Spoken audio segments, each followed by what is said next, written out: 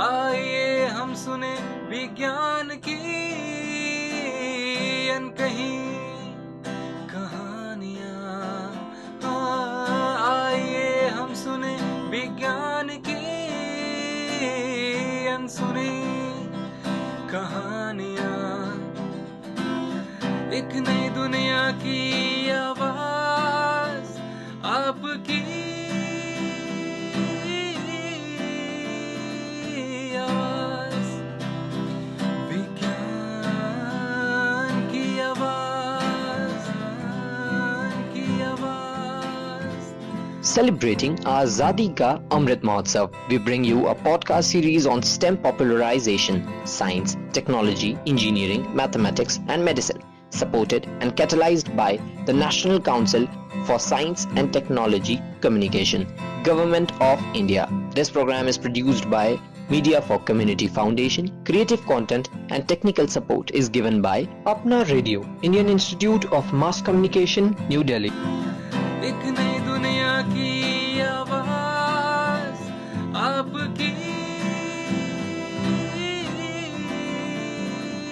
आवाज, विज्ञान की आवाज,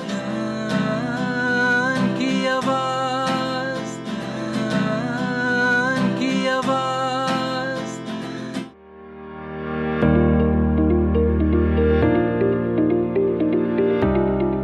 science, mathematics, engineering, technology, medicine के जुड़े क्षेत्र में आज हम बात करेंगे पुराने अवशेषों की पहचान और शोध का वैज्ञानिक दृष्टिकोण क्या है।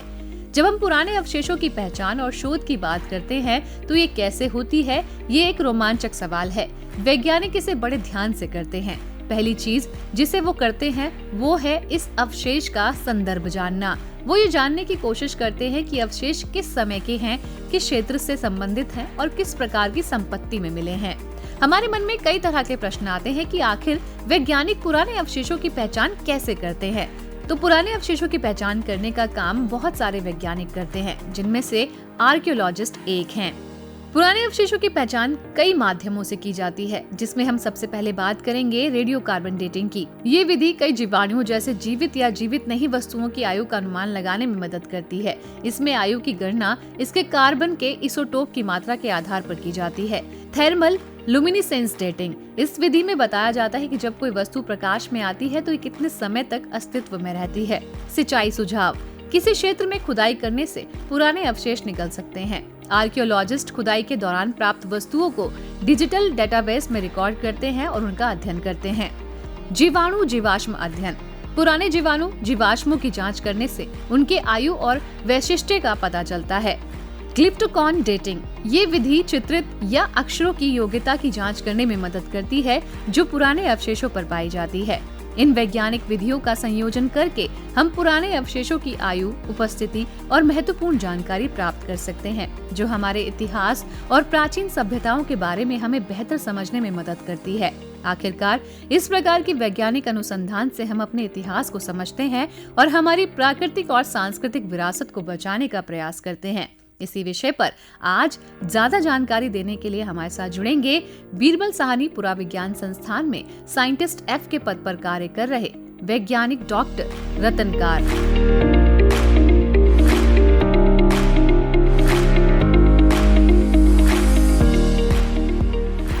मेरा नाम डॉक्टर रतन कार है। मैंने Birbal Sahni institute of palaeosciences join किया 1993 में, तो करीब 30 वर्ष हो गए मेरे को। और मैं एक पैलिनोलॉजिस्ट हूँ। पैलिनोलॉजी होता है study of spores and pollen, जिसको कि साधारण भाषा में परागकण या बीजाणु की स्टडी कहते हैं। और ये बहुत ही एक अहम विषय है, बहुत इम्पॉर्टेंट सब्जेक्ट है पैलियोबॉटनी का। और इसके कई आयाम हैं, इसके इकोनॉमिक इम्प्लिकेशंस हैं और आपके बेसिक साइंसेस में, क्लाइमेट चेंज में इसका बहुत इस्तेमाल होता है इस साइंस का। मैंने सबसे पहले शुरुआत करी यहाँ पे गोंडवाना जो टाइम्स है, मतलब करीब जो स्पोर एंड पॉलन है, ये बहुत ही प्रकृति का बनाया हुआ बहुत ही एक नायाब चीज़ है। और ये ऐसा एक केमिकली रेजिस्टेंट है कि ये सबसे ज़्यादा रेजिस्टेंट है, मतलब जितनी भी चीज़ें प्रकृति बनाती हैं उसके हिसाब से, क्योंकि उसकी जो आउटर कवरिंग है एक परागकण की, वो एक हाइड्रोकार्बन का बनता है और जो कि सबसे क्षय न होने वाला वस्तु माना जाता है। इसलिए बहुत बहुतायत में ये प्रिजर्व हो जाता है सेडिमेंट्स में। और ये हर परागकण की आकृति अलग अलग होती है। जैसे कि दुनिया में कोटि कोटि लोग हैं लेकिन सबका फेस अलग है, कुछ उसी तरह स्पोर पॉलन भी सब अलग अलग तरह से होते हैं देखने में। तो आप कम से कम उसकी किस पौधे का है वो, या कम से कम उसकी जाति, फैमिली तक पहुंच सकते हैं। तो उससे क्या होता है कि एक मतलब जैसे कि जब इस पृथ्वी पे धीरे धीरे मतलब लाइफ आई, वैसे पृथ्वी जो है 4800 मतलब मिलियन ईयर्स ओल्ड है। तो जैसे कि आपका हो गया 680 करोड़ वर्ष पुरानी हम लोग की पृथ्वी है। और फर्स्ट लाइफ जो आई है वो करीब आई है आपकी 350 करोड़ वर्ष पूर्व एल्गी के रूप में। तब से लेके अब तक ये जो वेजिटेशन है ये बदला है, ठीक है। जो पेड़ पौधे पहले थे वो अब नहीं है। तो लेकिन उसके जो अवशेष आपके सेडिमेंट में जमा हो जाते हैं, उसके थ्रू हम लोग बता सकते हैं कि कैसे लाइफ इवॉल्व हुई है थ्रू टाइम। और उसमें स्पोर पॉलन एक बहुत अहम भूमिका निभाता है, जो पैनोलॉजी की स्टडी मैंने आपको बताई। क्योंकि एक छोटे से एक सेडिमेंट में अगर आप मेगा फॉसिल की बात करें, जो बड़े फॉसिल, उसकी तो खाली एक पत्ती या टहनी प्रिजर्व होगी। लेकिन पॉलन क्या है, क्योंकि ये बहुत सूक्ष्म होते हैं, माइक्रोस्कोपिक होते हैं, तो ये बहुतायत में प्रिजर्व होते हैं। मतलब एक सेडिमेंट के थोड़े से टुकड़े में हम लोग केमिकल ट्रीटमेंट करते हैं जिससे कि वो सेडिमेंट गल जाता है। लेकिन स्पोर पॉलन नहीं गलता है, वो इतने रेजिस्टेंट होते हैं। और बहुत सारे स्पोर पॉलन निकलते हैं जिसको हम लोग माइक्रोस्कोप में स्टडी करते हैं। और उससे क्या करते हैं, हम लोग वेजिटेशन को रिकन्स्ट्रक्ट कर लेते हैं, क्योंकि अलग अलग तरह के पादपों के, वनस्पतियों के स्पोर पॉलन प्रिजर्व होते हैं। तो उससे हम लोग पूरा वेजिटेशन रिकन्स्ट्रक्ट करते हैं कि उस समय कैसा वेजिटेशन रहा होगा। तो ये है इस साइंस की विशेषता। मेरे को अवसर मिला अलग अलग आयु के पत्थरों में काम करने का, गोंडवाना टाइम्स का कोयले के बारे में। फिर एक आता है आपका ऊपर डेक्कन इंटरट्रैपियंस, जो आपने सुना होगा, जो डेक्कन पठार है, वहाँ पे बहुत बड़ा वॉल्केनिक एपिसोड हुआ था, करीब आपका समझ लीजिए 6.5 करोड़ वर्ष पूर्व। ये जो है जो वॉल्केनिक एपिसोड हुआ, ये इससे जो पूरा जो डेक्कन का पठार है ये पूरा जमा, जिसको हम डेक्कन प्लेटो कहते हैं, सेंट्रल इंडिया में मिलता है ये करीब 5 मिलियन ईयर्स या 50 लाख वर्ष ये चला। ये जो लावा निकला उसमें 1 मिलियन ईयर ज़्यादा माना जाता है, ज़्यादा निकला 10 लाख, 1 मिलियन में 10 लाख होते हैं। तो ये एपिसोडिक था, मतलब हमेशा नहीं निकलता रहा, निकला फिर रुका, निकला फिर रुका, मतलब 50 लाख वर्षों में। तो जब रुका तो उसके बीच बीच में आपके कुछ तालाब, कुछ जलाशय बने जिसमें कि सेडिमेंट जमा हुआ। उस समय की लाइफ मतलब पनपी वहाँ पे। और फिर जब वॉल्केनिक एपिसोड हुआ तो उसने फिर उसको ढक दिया। तो उसको इंटरट्रैपियन कहते हैं, 2 ट्रैप के बीच में इंटरट्रैपियन। तो उसमें से फॉसिल निकाल के आपको पता चलता है कि उस समय जो एक विषम परिस्थिति थी वर्ल्ड में, जो कि एक बहुत कड़ा था जलवायु के दृष्टि से देखा जाए, तो लाइफ एक्सटिंक्ट हो रही थी, लेकिन उस समय भी कैसी लाइफ पनपी। जैसे कि बहुत इंटरेस्टिंग है, डायनासोर्स उस समय विलुप्त हुए, ठीक 6.5 करोड़ वर्ष पूर्व दुनिया में। इंडिया में भी डायनासोर बहुत मिलते हैं। तो एक मैंने बहुत इंटरेस्टिंग काम किया था कि डायनासोर का जो डंग है, गोबर, वो भी प्रिजर्व हुआ है, उसको कॉप्रोलाइट कहते हैं। तो उससे भी वो क्या होता है कि उस समय वो पादप, वनस्पति खाने वाले डायनासोर थे बड़े, तो उन्होंने खाया और उनकी जो गोबर में, लीद में, वो प्रिजर्व हो गया, मतलब पॉलन या स्पोर। उसको हम लोगों ने एक्सट्रैक्ट किया, उनका लीद को गला के।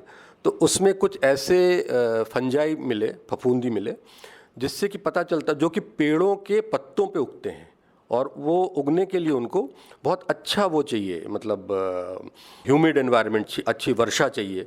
एक धारणा ये थी कि सूखा टाइप का था उस समय जहाँ डायनासोर रहते थे, लेकिन हम लोग के काम से ये प्रूव हुआ कि उतना सूखा नहीं था, क्योंकि वो फफूंदी सूखे में पनप ही नहीं सकते हैं।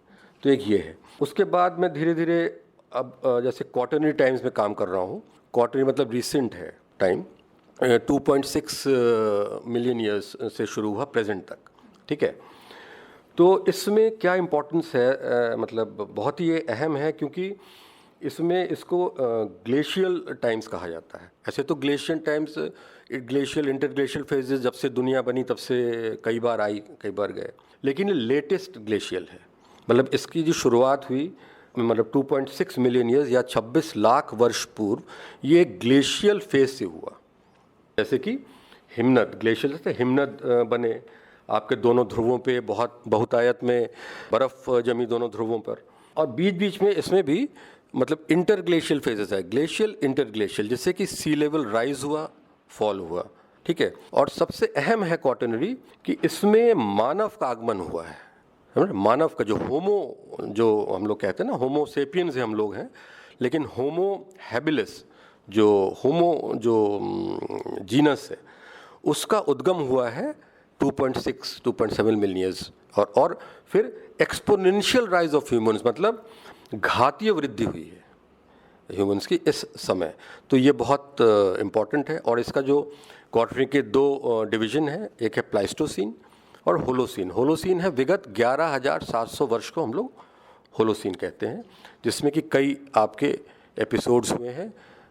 ये एक इंटरग्लेशियल फेज है, इस समय गर्म है थोड़ा, ठीक है। ग्लेशियल के बीच में इंटरग्लेशियल फेज है होलोसीन, विगत 11,000, अब देखिए करोड़ों से हम लोग हज़ारों में आ गए, करोड़ों से लाखों से हज़ारों में आ गए, तो 11,700 वर्ष।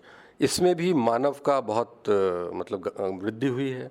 और इस बीच भी बहुत अच्छे हम लोग को साक्ष्य मिलते हैं। क्लाइमेट गर्म हुआ है, ठंडा हुआ है, फिर गर्म हुआ है, फिर ठंडा हुआ है। बहुत तरक्की हुई है कि मैं विगत 30 वर्षों से इस बीरबल साइंस इंस्टीट्यूट में हूँ। तो जब मैंने ज्वाइन किया था तब थोड़ा सा एलिमेंट्री टाइप का काम होता था, जस्ट डेटा जनरेशन किया, वो किया, और पब्लिकेशन जो हम लोग करते थे इन हाउस जर्नल में करते थे। पब्लिकेशन का स्टैंडर्ड उतना अच्छा नहीं था, लेकिन विगत 10 वर्षों से 15 वर्षों से हम लोग का स्टैंडर्ड बहुत अच्छा हुआ है, और इसका जो रिफ्लेक्शन है वो बेस्ट दिखता है हम लोग के पब्लिकेशंस में। हम लोग सब आजकल इंटरनेशनल जर्नल्स हैं, ये SCI जर्नल्स कहते हैं, हाई इम्पैक्ट जर्नल्स कहते हैं, उसमें पब्लिश कर रहे हैं, और इससे कि पता चलता है कि हम लोग का काम बहुत अच्छा हो रहा है। और इसी को और आगे बढ़ाना है और स्टैंडर्ड को राइज करना है। जैसे खासकर इस समय जैसे होलोसीन में जलवायु परिवर्तन एक बहुत अहम विषय है, क्लाइमेट चेंज, और ह्यूमन इंड्यूस्ड क्लाइमेट चेंज कहते हैं कि मानव के आने से जो एकदम से जो वृद्धि हुई है। लेकिन बहुत लोगों को नहीं पता है कि इसी में जो होलोसीन की बात हमने कही है आपको 11,700 वर्ष, इसमें एक था मिडिवल वार्म पीरियड कहते हैं, मध्यकालीन गर्म अवधि, आज से 8,000 से 5,000 वर्ष पूर्व। उसमें बीच में ऐसा समय आया है जिसमें कि जलवायु अभी से भी गर्म था। तो हम लोग की स्टडी ये बताती है, और उस समय तो आदमी का वजूद उतना नहीं था, उस समय तो फॉसिल फ्यूल बर्न नहीं हो रहा था। तो ये सब भी एक समझने वाली बात है, जनमानस तक पहुंचाने की बात है। ठीक है कि मानव जनित जो जलवायु परिवर्तन है वो तो है ही है, लेकिन प्राकृतिक जो फोर्सिंग है, नेचुरल फोर्सिंग है, वो भी कभी कभी बहुत इंटेंस होती है। 300-400 साल पहले की बात है, जैसे कि थेम्स में, इंग्लैंड में थेम्स नदी गर्मी में भी जमी हुई थी, तो वहाँ पे पेंटिंग्स हैं कि लोग स्केटिंग कर रहे हैं। और नॉर्मली जो कहते हैं कि गरम नॉर्मली मतलब वनस्पति के लिए गरम अच्छा माना जाता है। ठंडे एपिसोड जब भी हुए हैं तो ठंडा हमेशा एरिड होता है, सूखा लाता है साथ में। Cold is always arid, warm is always humid. तो ऐसा नहीं है कि ठंडा हो जाएगा तो अच्छा होगा, ठंडा होने से सूखा पड़ेगा। और प्रेजेंटली जो है हम लोग का चल रहा है वो करंट वार्म पीरियड कहते हैं हम लोग, वर्तमान गर्म अवधि। ये विगत 150 साल से चल रहा है, और हम लोग को इसी में देखना है अभी कि ये जो है, क्योंकि एक साइकिल है। देखिए साइकिल के रूप में गर्म ठंडा होता है, और ये साइंस अभी मान लीजिए 100 साल पुरानी है। तो क्या है कि जैसे हम लोग जियोलॉजी में कहते हैं कि प्रेजेंट इज की टू द पास्ट, कि आज जो हुआ उसको देख के हम कहते हैं कि भूतकाल में ऐसा हुआ होगा, लेकिन the past gives a peep for the future. हम पास्ट को देख के एक बता सकते हैं कि ऐसा हम लोग की साइंस होनी चाहिए या आगे होना चाहिए। एक ये चक्र होता है, साइकिल होते हैं। तो कैसे, मतलब जैसे हमने कहा आपसे कि गरम ठंडा ऐसा चला है, चक्र चला है, तो उसको और स्टैंडर्डाइज करना है, उसका जो डेटा है उसको बहुत रोबस्ट स्ट्रॉन्ग बनाना है, जिससे कि हम फ्यूचर के सिमुलेशंस कर सकें, फ्यूचर की मॉडलिंग कर सकें कि आने वाले भविष्य में मान लीजिए 100 साल बाद फिर ठंडा हो सकता है, गर्म हो सकता है। वो हम लोग के साइंस का बहुत ही एक अहम विषय है।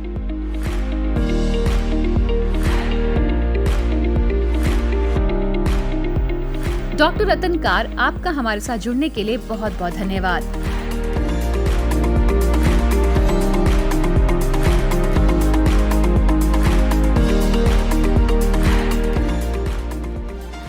Thank you for being with us. Stay tuned for more. You can also listen to these podcasts on Spotify, Apple, and Google.